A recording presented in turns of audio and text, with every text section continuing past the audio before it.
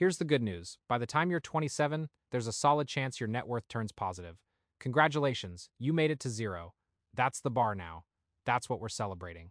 The average Gen Z worker enters the workforce with a net worth of negative $22,000. Not zero, negative. $22,000 in the hole before you've even bought your first real piece of furniture. And before anyone says it, no, this isn't about avocado toast. This isn't about overspending on streaming subscriptions. The math doesn't work that way. The math just doesn't work. And today, we're going to talk about exactly why. 59% of Gen Z say money is their number one source of stress and anxiety. Not relationships, not health, money. And here's what makes that number hit different. This isn't the generation that grew up without smartphones or career options. This is the most educated, most connected, most digitally fluent generation in history. They did everything right. They went to school, they got the degrees, they showed up, and they're still drowning. That gap between doing everything right and still being broke, that's not a personal failure. That's a structural trap, and once you see it, you can't unsee it. 16% of Gen Z, that's 10.5 million people, live below the poverty line as of 2023. 46% rely on financial help from their families just to get through the month. 53% have a side hustle, not because they're entrepreneurial spirits chasing dreams, but because one income stopped being enough to survive on. This is the reality underneath the highlight reel, underneath the hustle content and the financial advice TikToks and the Just Invest Early podcasts. The system that previous generations used to build wealth, it has been repriced, and Gen Z showed up to the auction with the wrong currency. Let's talk about how that actually happened. To understand where Gen Z stands right now, you have to understand where they started. And they started at the worst possible time. Baby boomers built wealth in an era of cheap housing, guaranteed pensions, and a job market that rewarded loyalty with stability. Millennials got hit by the 2008 financial crisis. Brutal timing, but the recovery was real. Gen Z? They graduated into a pandemic.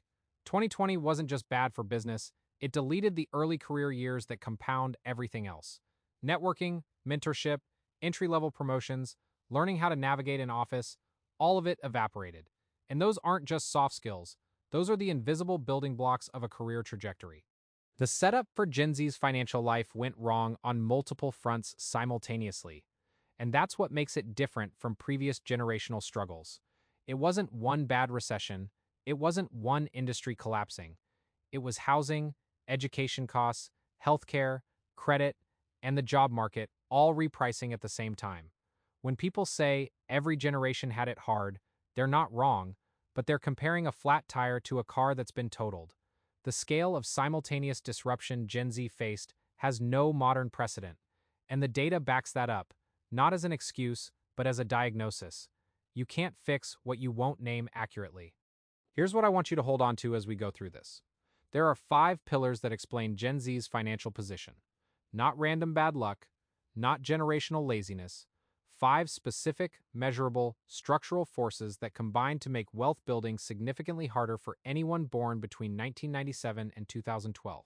We're going to break each one down, and by the end, you'll understand exactly which part of the system is broken, and more importantly, what that means for anyone trying to build something real inside of it. Because knowing the trap is the first step to not being trapped by it. Pillar 1. Housing. This is the biggest one, so we're spending real time here. In 1975, the average American home cost $42,600. Adjusted for today's dollars, that's roughly $244,700. The average home in 2024 costs over $512,000. That's not inflation.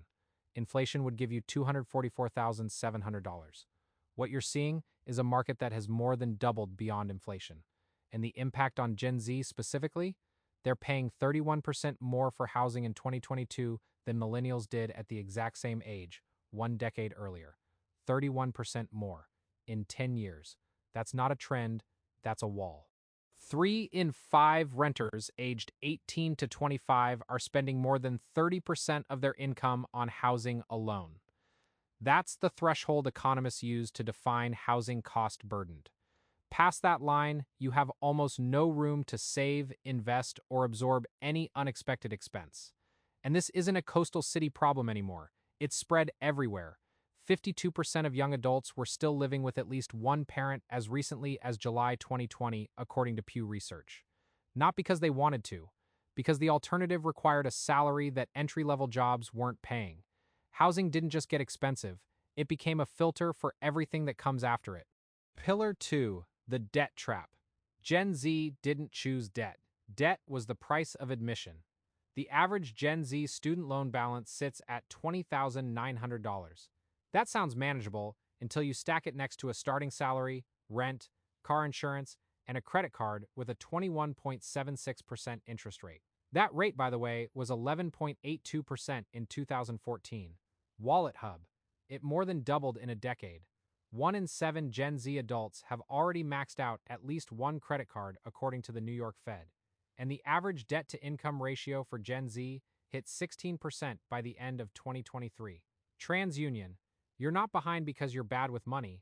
You're behind because the cost of getting started went up faster than the money available to cover it. The cruelest part of the debt story is that the debt was sold as an investment. Go to college, get a degree, get a job. That was the promise. And the data shows the promise has a half-life. In 1973, 28% of jobs required higher education. By 2018, that number was 63%. By 2031, it's projected to hit 72%. So the degree became mandatory, but the cost of that degree became a weapon. Private tuition has risen 2,107% since the 1970s. Public tuition, 2,580%. The job market demanded more education, the education system charged more for it, and Gen Z was the generation holding the bill when both of those trends peaked at the same time. Pillar 3, the wage illusion. Wages went up, that's true. Wages for 16 to 24-year-olds rose 8.6% in 2024, faster than the 5.2% average across all workers, Atlanta Fed. So why does it still feel like running on a treadmill? Because baby boomers had 86% more purchasing power in their 20s than Gen Z does today. The number on the paycheck went up. What it can actually buy went down. Car insurance payments more than doubled between 2012 and 2020. Gen Z spends a larger share of their income on basic essentials than any previous generation, not because they spend more on luxuries, but because the essentials ate everything first. This is the part where the just budget better advice completely falls apart. When housing, insurance, and healthcare absorb 60 to 70% of your take-home pay, there is no budget adjustment that fixes the math. 60% of Gen Z adults don't have enough savings to cover 3 months of expenses, according to Bank of America. That's not a discipline problem. That's an income-to-cost misalignment that has been building for decades, and that Gen Z happened to walk into at full speed. The wage illusion is real, and it's dangerous specifically because it lets people dismiss the problem. Wages are up sounds like good news, until you check what those wages actually buy. Pillar 4, the job market trap. This one is newer, and it's moving faster than most people realize. 45% of employers say they would rather hire a freelancer or a retired worker than a Gen Z employee. Bank of America, 2024. The reasons given range from communication skills to reliability. But here's what gets left out. Gen Z is the first generation expected to manage remote onboarding, navigate hybrid work culture, and prove themselves without the in-person mentorship that every previous generation benefited from. They were handed the worst conditions for early career development and then blamed for the outcome. That's not a character flaw, that's a setup. And then there's AI. 375 million workers may need to find entirely new jobs by 2030, according to McKinsey Global Institute. And Gen Z sits directly in the path of that displacement. The entry-level roles that previous generations used as launching pads, data entry, basic research, customer support, early-stage writing, are being automated at scale. The gig economy already absorbed 36% of U.S. workers. AI is now threatening to eliminate the bottom of the career ladder entirely. Gen Z didn't just graduate into a pandemic, they graduated into a job market in the middle of its own structural transformation. That's not a phase, that's the new architecture. Pillar 5, the psychological tax. This one doesn't show up in spreadsheets, but it costs more than most line items. 59% of Gen Z report chronic financial stress, and underneath that stress sits a layer of anticipatory dread, a sense that even if things are okay right now, they probably won't stay that way. Climate anxiety, geopolitical instability, AI disruption. Housing markets that feel permanently out of reach. That's not pessimism. That's a rational response to a genuinely uncertain environment. The problem is that chronic stress doesn't just feel bad. It impairs decision making. It shortens time horizons. It makes it harder to plan long term when long term feels like a fiction. The psychological tax compounds the financial one. When you're anxious about money, you make worse financial decisions. Not because you're irrational, but because anxiety is a cognitive load that eats working memory. You're less likely to invest when every dollar feels like it might be needed tomorrow. You're more likely to spend on short-term relief when the long-term feels locked. This isn't a character flaw, it's a documented response to scarcity. And it's one more reason why just be more disciplined is the wrong prescription for a structural disease. All 5 pillars connect. They're not separate problems. They're one system, running against one generation at the same time. Now let's watch what that actually looks like in practice.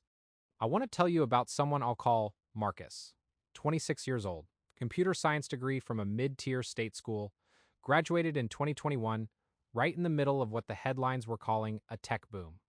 On paper, he had everything lined up. In practice, he walked into a market that had already changed the rules. His first job offer was $52,000 a year in a city where a one-bedroom apartment ran $1,800 a month. Before taxes, before student loans, before a car payment, he was already underwater on paper.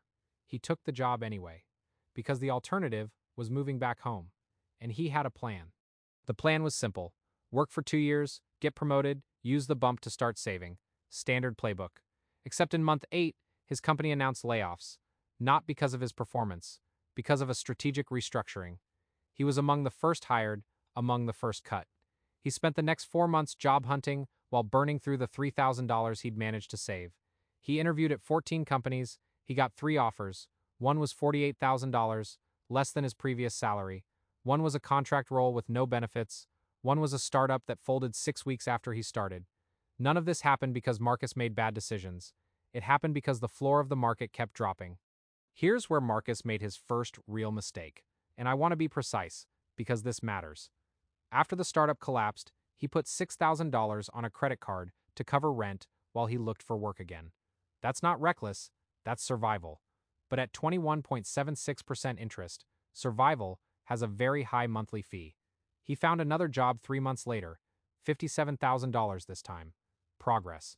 But now he's carrying $6,000 in high-interest debt, his student loan payments have resumed after the pandemic pause, and his rent just went up $200 a month on lease renewal. He's working more hours than his parents ever did in their 20s, and his net worth is still negative. The pivot came when Marcus stopped trying to win the old game. He'd been playing by the rules he inherited: degree, job, promotion, save, buy. That sequence assumed a housing market, a job market, and a cost structure that no longer existed. So he rebuilt the equation from scratch. He took on a roommate. He negotiated his salary instead of waiting for a review. He moved his credit card debt to a 0% balance transfer and paid it off in 11 months. He started contributing to a Roth IRA, not because he had extra money, but because he cut the subscriptions, the convenience spending, and 2 expenses he'd automated and forgotten about. None of it was glamorous, all of it was deliberate. By 28, Marcus had a net worth of roughly $14,000. That's not a lot. He'd be the first to tell you that. But it represents a complete reversal from negative $22,000 2 years earlier. More importantly, he had a system, not a motivation, not a mindset shift, a system. He understood exactly which parts of the economy were working against him and which levers were still available to pull. That shift, from passive victim to informed navigator, didn't make the structural problems disappear, but it changed what he could actually do inside of them. And that distinction is everything. You cannot fix the market. You can absolutely change your position within it. So let's land this. Gen Z is not poor because of laziness. Not because of avocado toast or daily coffees or a lack of hustle. They are the generation that showed up to an auction where every item had already been repriced beyond their reach, and then got told the problem was their bidding strategy. The data is not subtle about this. Negative net worth at the start of adulthood. A housing market that has doubled beyond inflation. Tuition that rose 2,500%. A job market being automated from the bottom up. A debt system with interest rates that punish survival spending. These aren't excuses, These are coordinates. But here's where I want to be careful, because there's a version of this conversation that ends in paralysis. The system is broken, therefore nothing matters, therefore why try? That's not what the data says. What the data says is that the old map is wrong. The path that worked for boomers, buy young, hold stable job, retire with pension, that path has been discontinued. But paths still exist. They just look different. They require different tools, different timelines, and a willingness to reject comparisons to generations who played a fundamentally different game at a fundamentally different price point. The practical takeaway is not a list of tips, it's a reorientation. Stop measuring yourself against a timeline that was built for a different economy. Your parents were 28 when they bought their first house. Good for them. Housing was 52% cheaper in inflation-adjusted terms. Your benchmark is not their benchmark. Your game is not their game. What matters is your trajectory, not your current position. Are you moving? Are you learning? Are you building any kind of financial base, even slowly? Those questions are answerable. The question, why am I not where my parents were at my age, is a trap dressed up as a standard. One more thing before we close. The wages for Gen Z workers aged 16 to 24 rose 8.6% in 2024, the fastest increase of any age group Atlanta Fed. That's not nothing. The system is not immovable, and Gen Z, despite everything stacked against them, has a higher rate of side hustle adoption, a higher rate of investment app usage, and a broader financial literacy baseline than any previous generation at the same age. The structural problems are real, so is the adaptation. Both things are true, and the second one is the only one you have any control over. Play the board you were given. Play it better than anyone expected you to. You're not behind, you're just playing the wrong game. Or more precisely, you've been handed the wrong rulebook for the game that's actually being played. Once you see that, everything changes. Not the economy, not the housing market, not the student loan balance, but your relationship to all of it. And that relationship is the only asset that doesn't depreciate. If this hit close to home, share it with someone who needs to hear it, not as commiseration, as information. Because the first step out of a trap is knowing its exact dimensions. Subscribe if you want more of this. See you in the next one.